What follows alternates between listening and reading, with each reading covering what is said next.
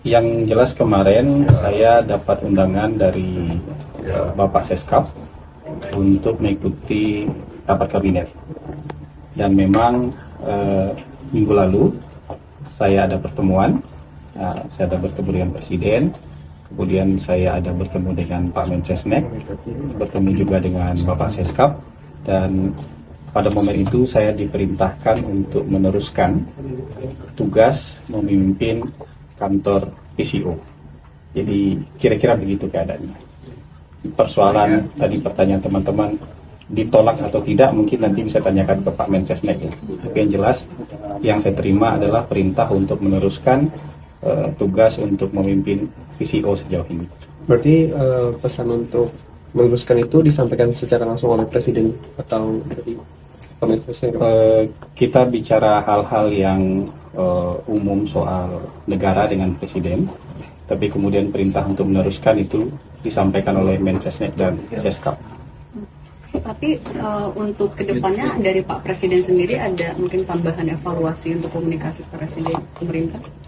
Yang jelas pesan Presiden, hal-hal yang perlu diperbaiki segera diperbaiki, ya.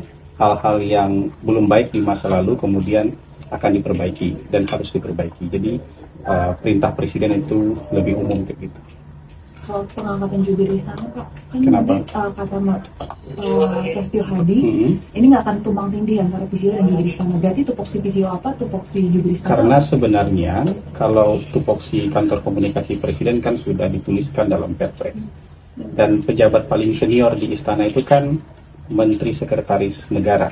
Jadi sebenarnya Menteri Sekretaris Negara bisa bicara apapun karena dia pejabat yang paling senior di istana. Kalau kita kan memang harus diberikan label komunikasi baru bisa bicara, dan di kantor ini kan nggak semua orang bisa bicara. Jadi kita memang konsisten aja dengan tugas dan fungsi yang diamanatkan oleh Perpres nomor 82, mengkomunikasikan informasi-informasi yang sifatnya strategis yang terkait dengan Asta Cita, terkait dengan program hasil terbaik cepat, terkait dengan program prioritas. Jadi kira-kira ruang lingkup amanah Perpres untuk kantor komunikasi ini yang sering kita sebut dengan 8-17-8 itu.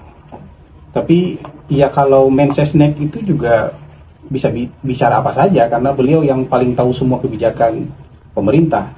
Jadi sebenarnya kalau Mensesnek mau lebih aktif bicara itu sama sekali tidak tumpang tindih dengan, karena pasti sama apa yang disampaikan oleh Mensesnek itu juga bagian dari hal-hal yang harus juga kita sampaikan. Bahkan kalau sudah disampaikan oleh Mensesnek itu kan juga kalau terkait dengan 8-17-8 juga hal-hal yang harus kita amplifikasi di bawah sebagai kantor komunikasi kepresidenan.